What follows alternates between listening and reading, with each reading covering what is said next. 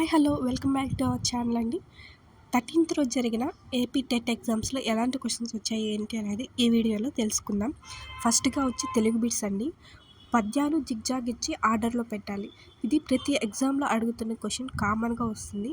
ఒకసారి ఎవరైనా ఎగ్జామ్స్ ముందుగా రాస్తున్నట్లయితే వాళ్ళు పద్యాలు అనేది ఒకసారి చెక్ చేసుకొని వెళ్ళండి.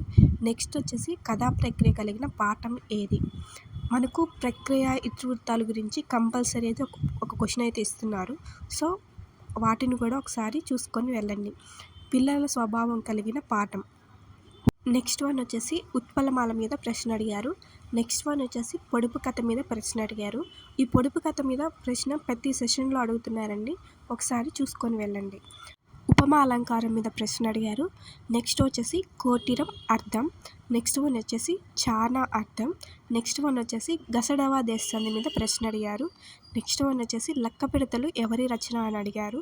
నెక్స్ట్ వన్ వచ్చేసి పాటుకోత్తమ్మలు ఏ విభక్తి అని అడిగారు. నెక్స్ట్ వచ్చేసి తరికొండ వెంగమామ మీద ప్రశ్న అడిగారు. నెక్స్ట్ వన్ వచ్చేసి సమయం వృధా చేయడం జాతీయం మీద ప్రశ్న అడిగారు. నెక్స్ట్ వచ్చేసి సైకాలజీ క్వశ్చన్స్ అండి.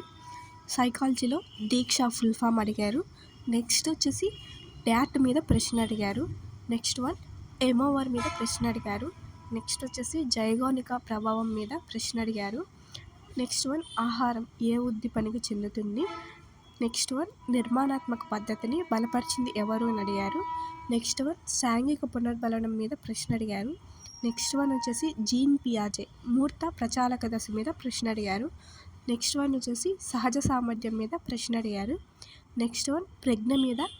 నెక్స్ట్ వన్ వచ్చేసి రక్షక తంత్రాల మీద ప్రశ్న అడిగారు. నెక్స్ట్ వన్ వచ్చేసి గుప్త స్థితి దశ మీద ప్రశ్న అడిగారు. నెక్స్ట్ వన్ వచ్చేసి రోషక్ ఇంక్ మీద ప్రశ్న అడిగారు. నెక్స్ట్ వన్ జెడ్పీడీ మీద ప్రశ్న అడిగారు. ఈ క్వశ్చన్స్ వచ్చేసి 13th మార్నింగ్ జరిగిన ఎగ్జామ్ క్వశ్చన్స్ అండి. ఇంతకుముందు జరిగిన ఎగ్జామ్స్కి కూడా వీడియోస్ చేసి పోస్ట్ చేస్తున్నాను. ఎవరైనా చూడకపోతే అవి కూడా చూసేయండి. Please subscribe to my channel.